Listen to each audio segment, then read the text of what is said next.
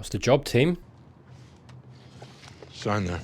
We could all stand to be a little bit cheerier, couldn't we? It's just a waiver. We're not responsible if you hurt yourself. Well, that's never what you want to hear. Oh, community service. Sorry, I did forget. Wait, why are you signing a waiver for community service like that? That's insane. Is this not just picking up rubbish? Right. Wait, how do people get... That must be real. That's insane. How do you get hurt? How are you gonna... All right. No. Oh, I'm pretty sure you can't take calls, buddy. Don't put me on hold again, please. Help. Man, he's having to do a lot of work, isn't he? It says 30 minutes. We're out here for 4 hours. Ooh. You were on your phone. Wow. You knew the rules when you signed up. I get it. I collected more garbage than anybody out here. Don't make it a competition, Jimmy. Think of community service as your jail time. No, I get it. But this guy made a choice, right? And he made the dickhead choice. Because, right, he could have come over to Jimmy and been like, look, you keep doing that, I'm going to mark you down for doing half an hour. Instead, vindictive little weasel that he is, waited the whole 4 hours to do this. Dickhead decision. Everyone really is determined to take that dickhead decision when they come to Jimmy, aren't they? Well, hold on there, buddy. You can't argue it though, Jimmy. You gotta move on, mate. Dude, are you gonna get in the van or what? Yeah, everyone wants to go home. Come on, 30 minutes. At least give him 2 hours. Come on. Don't you dare. 0. Oh my god. Well, lesson learned, eh, Jimmy? Hey, maybe you should let the office go. It's an idea. Hello and welcome to another Better Call Saul Sunday. That's right, the show that happens every single Sunday until we are finished with it. Today, Expenses, episode 7 of season 3. Let us see what it holds.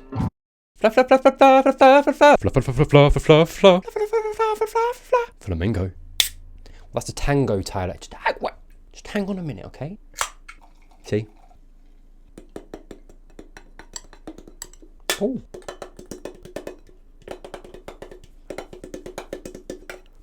One man band. Mate, they're not going to incarcerate you. You can chill. Mate, I'm getting the impression you've got too much going on. Spinning a lot of plates in it. It's not manageable. This is not manageable. So come on down Hey, do you know what? He's rolling with it. I respect that. and get 10% off your first purchase. I don't know if they put that in post, but there's a little breath there. That's so funny. It's comedy gold. Look into that lens and see a friend. Can you do that? Mate, Jimmy is a great director. This is what you should be doing, mate. Action. So come on down to Duke City Recline. Great, that's the one. Yeah. What did you think? Good, so good. Yeah. Big him up, man. Big him up. Great. Use another take. We could bang out 7 more. My wife didn't want me to do this one. Okay.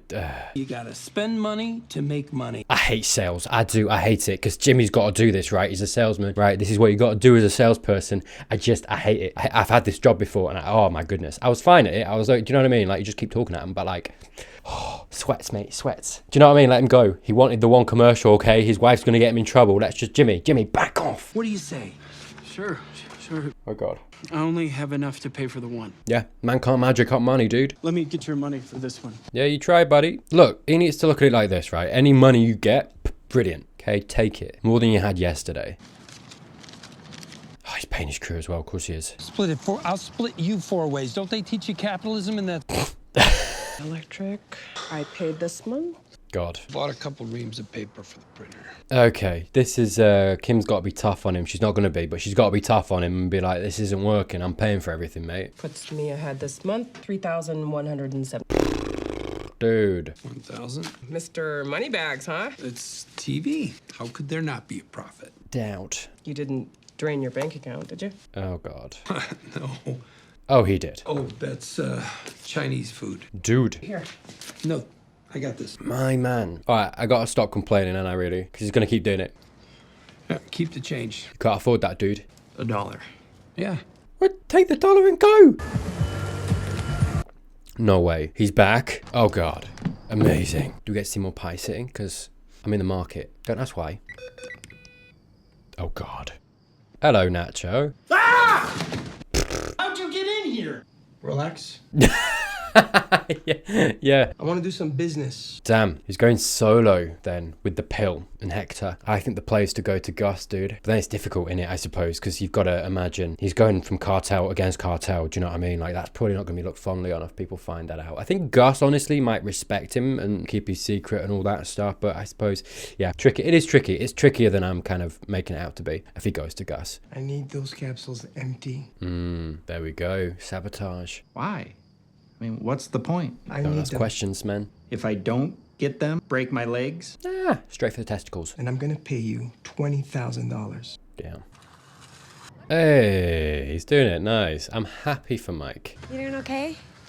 Oh no. I have a couple of volunteers here. Is she trying to make him make friends? But I think I'm good. Yeah, no, I feel like he works better alone. At least let the church reimburse you. Cool. Yeah, fair enough. Let us do something. Just point and tell us what to do. They seem nice, to be fair, Mike. Come on, give him a chance. Give him a chance. How about you dump one of those packs into the wheelbarrow while he stirs it with a hoe? I bet they're going to do it wrong and he's going to get so mad. I'm ready. I think we're covered. You're kidding, right? It's not that big a job. Yeah, don't love that the black woman was left to the end and then it's like, nah, you're good. Yeah, good on you, mate. Good on you. Right? Hey, Carl, hold the fort for a few minutes, would you? You got it, Mike. Oh, bless him. No hesitation there at all. God.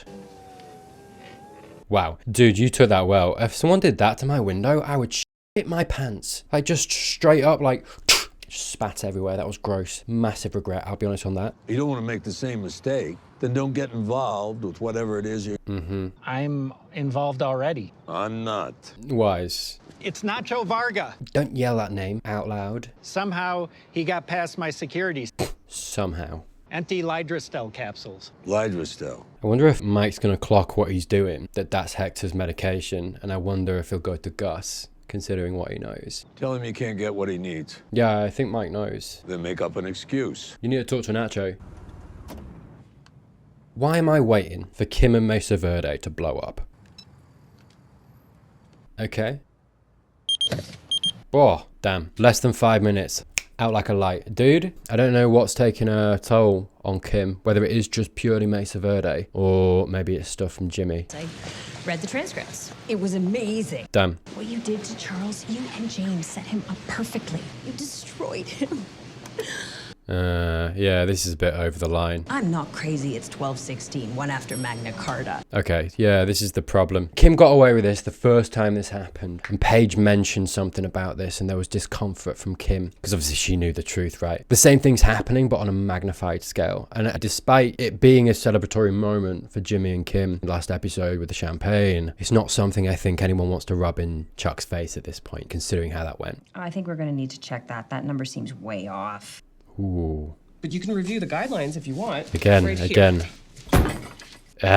Oh, she's getting a little bit testy with Paige. That's not good, mate. You're gonna check them, or can we move on? No, don't. Exactly what I just said, leading up to this, as they were getting into the lift. That's where that aggression's coming from. She doesn't feel okay with what Paige did. And we're saying, because of obviously, you know, all the context we know she knows. You could see where she started to get a little bit like, whoa, hey, behave yourself. I think we're going to need to check that. That number seems... Right there, the little dropping of the eyebrows. You gotta give Paige a little bit of a pass, mate, because she, again, like Rebecca last episode, is kind of coming into this without the full context. Not to mention, I mean, remember, it's kind of personal for Paige because Chuck kind of personally, I think, slighted her. I don't think personally, but professionally. She repeated that, I think, to Kim. She was like, you won't believe what he said. He said that to me. So I think she's got a little bit of a grudge against Chuck. I think in the same way that Rebecca was coming into it, she gets a pass for it because she doesn't appreciate the context. And Kim, you got to acknowledge that and back away here. Of course, if it's 96, it's 96. Good on, Paige. Well done, mate. We'll increase our loan number. I don't like the start of tension, though. Whoa, what did I say just as we were coming into this, as she was in the car and waiting for Mesa Verde to blow up? Have we just seen the first seed of that? Maybe. Absolutely. Yeah. Again, the little drop of the eyebrows, and I wonder, I think that's maybe her checking herself, actually. We saw again at the beginning of this, she's very tired. She fell asleep. She was conked out, mate, in under 5 minutes. She's exhausted right now, which again, I think you've got to take into account. As much as I'm saying, dude, you got to get this under control. I mean, if you're exhausted in the way that I think we've been shown that she is, it's harder to control that. And she has absolute cause as well, Kim, to be uneasy in the way that Paige was talking and to actually be a little bit antagonistic towards her because of what she was saying. Yeah. And I think that little drop of the eyebrows again was her being like, why did I do that? Why am I coming to blows with Paige? Paige, that was Right. unprofessional. Right. I didn't mean to speak to you that way. There we go. Don't worry. It's not a problem. Good that she apologized. Good. No, I'm sorry. There's no excuse for talking to you like that. Amazing. Hey, do you know what? I love it. I love it when my inferences bear fruit immediately.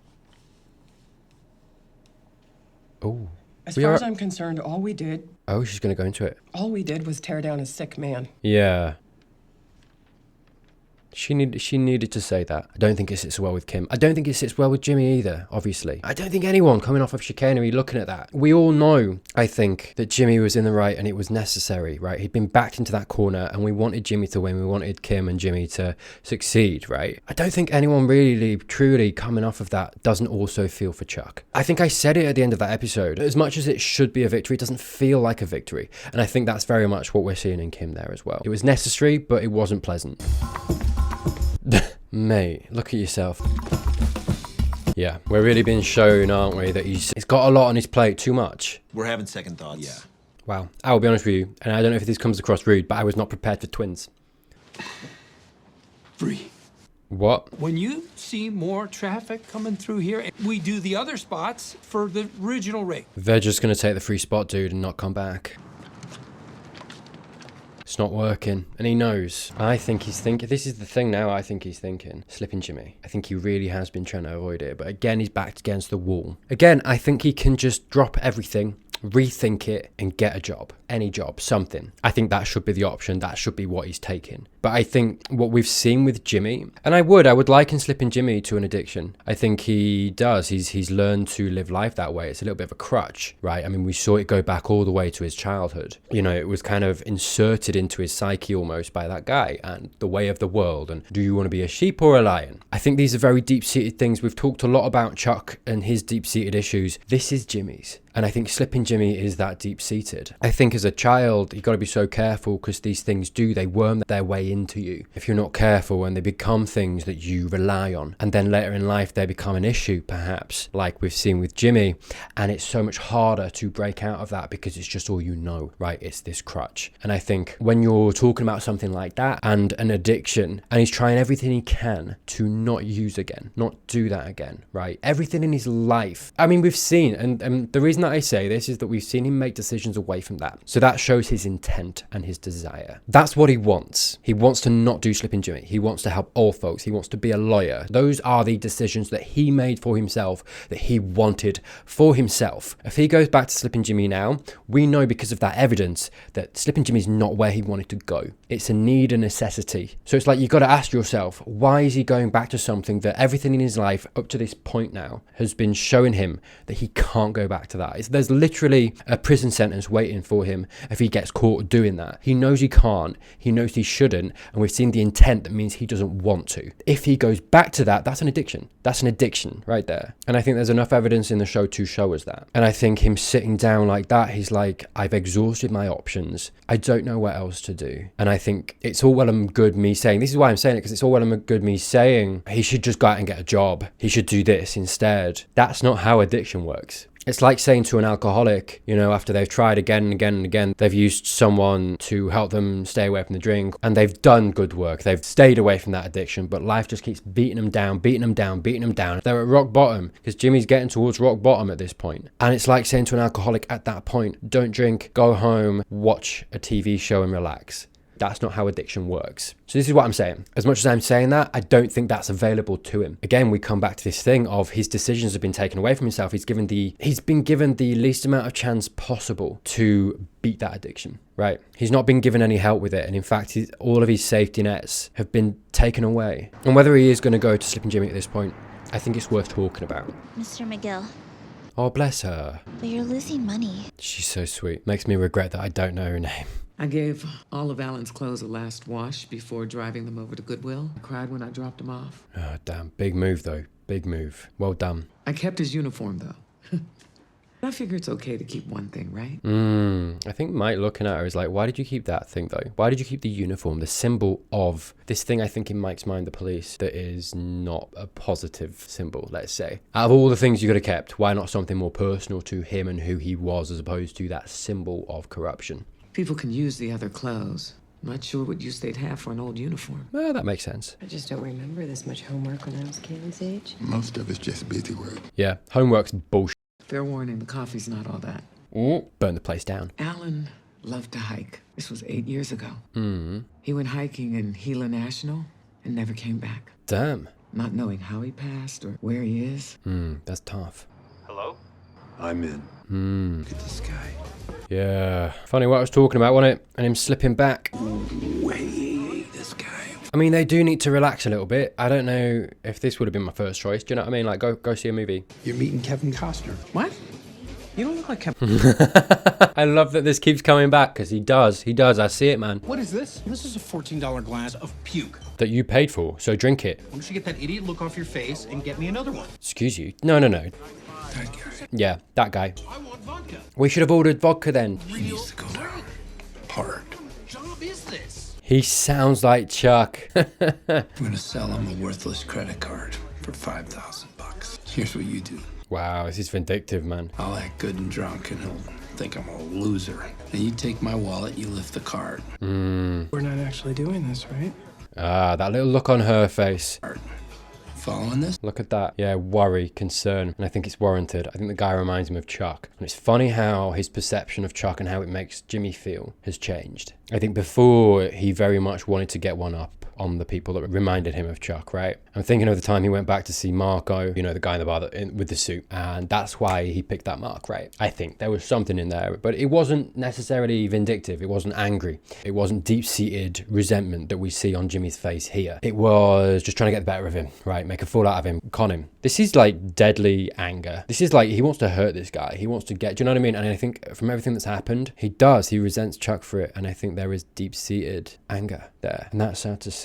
I get the impression part of that resentment is almost like, Chuck, why did you do this? Why did you do this? Because I agree with Jimmy. Chuck did this. I've said that a lot. I think Jimmy also is of the opinion of like, why did you do this to our relationship, first and foremost? Why did you do this to me? Because I think that's also involved in it. I keep talking about his decisions been taken away from him. Jimmy knows that and feels that. I think from Jimmy's perspective, there's probably the feeling of, we could have been fine, we could have been friends, we could have been brothers. There was no issue on my side, it was all on your side. You did this. Why? And I think he feels guilty and ashamed of everything that happened in Chicanery and the aftermath. Especially Rebecca coming in. I did say, I think last episode, it's going to eat away at him. I think it will. I think it is. I think that's what this is. I think that's part of it as well. He feels ashamed. He feels guilty. He feels rotten for doing that. He's been made also to feel rotten for doing that from what Rebecca said last episode. And I think as a result of all of those things, he feels a great deal of resentment, not only for Chuck, but for himself. All of that, the big mix of that is making him feel jaded. And I think that's fair, but it's not healthy, and I don't like to see it. We're just talking.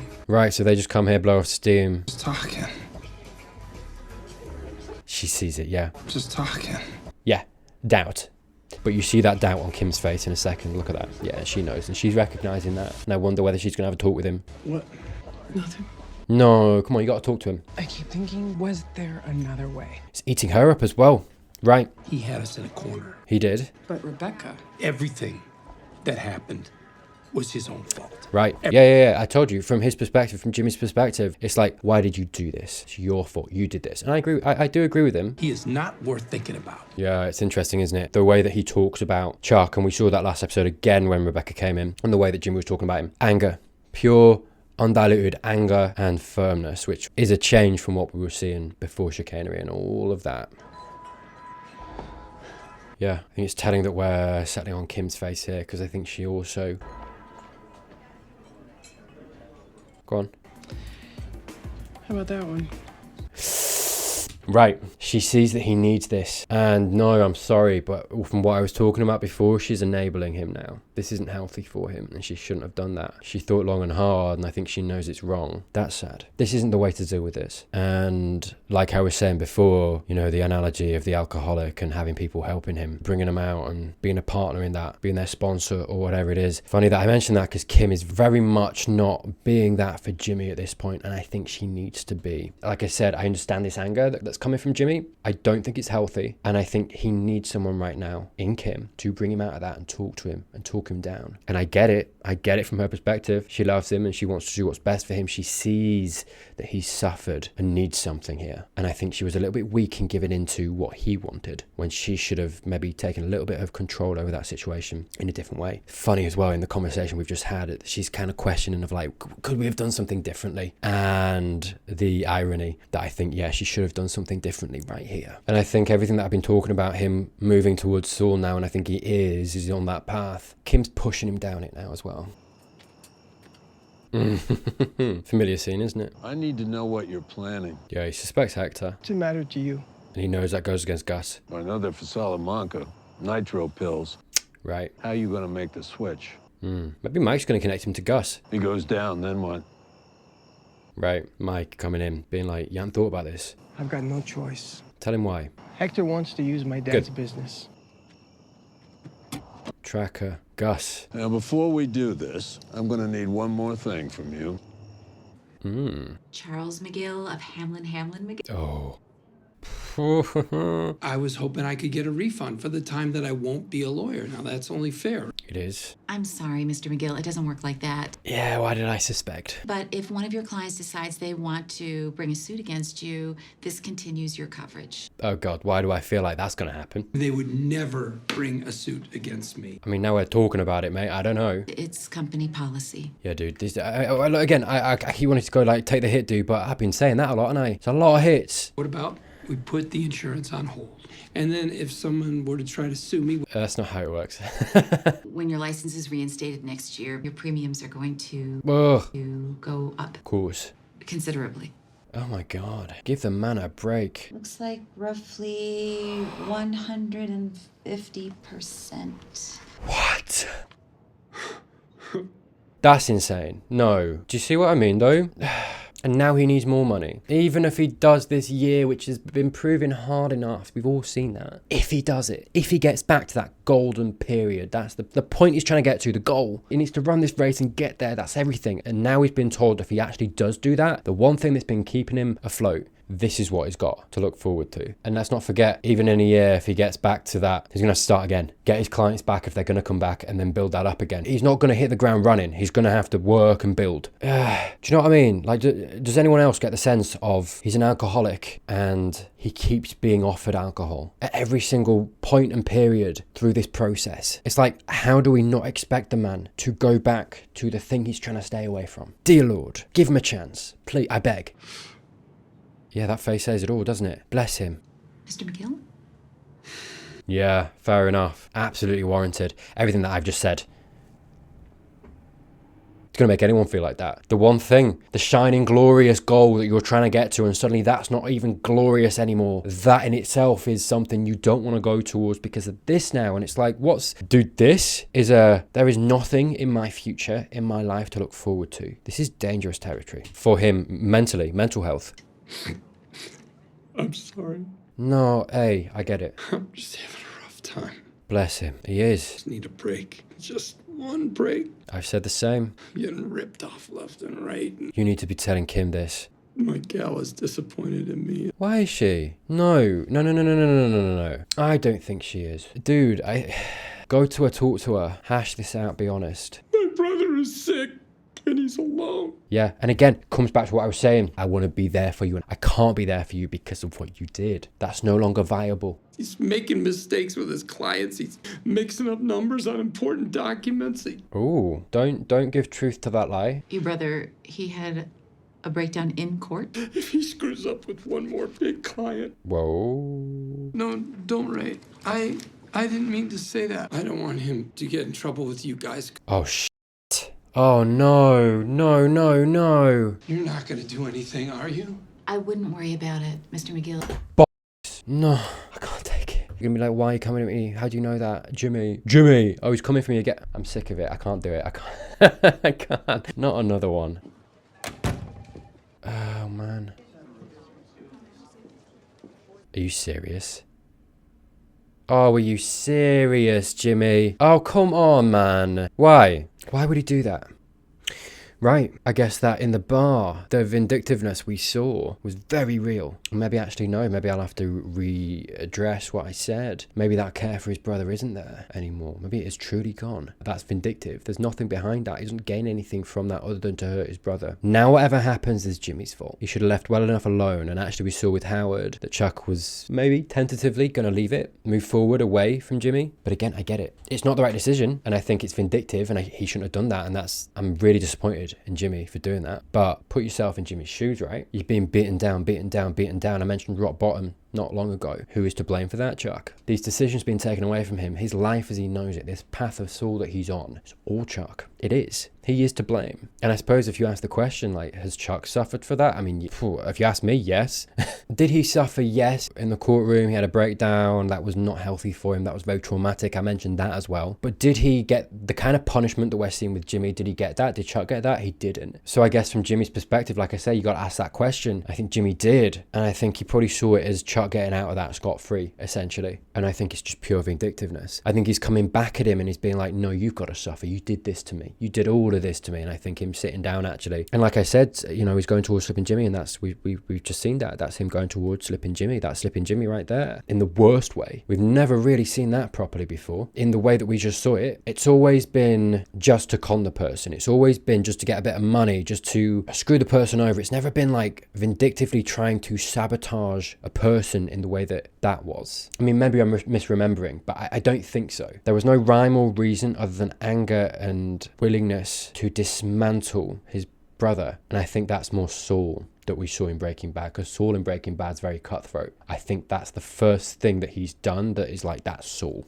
That is something Saul would do. And I think it wasn't an accident in the last episode. I was saying this is confirmation that he's on that path now. And I think the episode afterwards we see this, and this is very much something that man that we see in Breaking Bad would do, not the Jimmy that we've been seeing. Damn, that hurts to see, because whatever happens now, as much as I understand it, right, because Jimmy's lashing out, everything's being taken away from him, he's being pushed down to rock bottom. He was asking himself the question of like, I'm here and Chuck's fine. No, he doesn't get to be fine. And yeah, I've talked enough about it already, and I suppose we'll probably get more into that as we go along, so I'll save that for later. But sad to see, and sad to see Kim not helping, enabling that as well. Anyway, that was the video. That was Expenses. Thank you so much for watching. Thank you as always to my beautiful patrons. Thank you genuinely for all your support. Links down below in the description. YouTube early access over there for all of my videos if you're interested. If you enjoyed this video, don't forget to subscribe, like, all that good stuff, and hey, watch this video right here. Other than that, I will see you next time.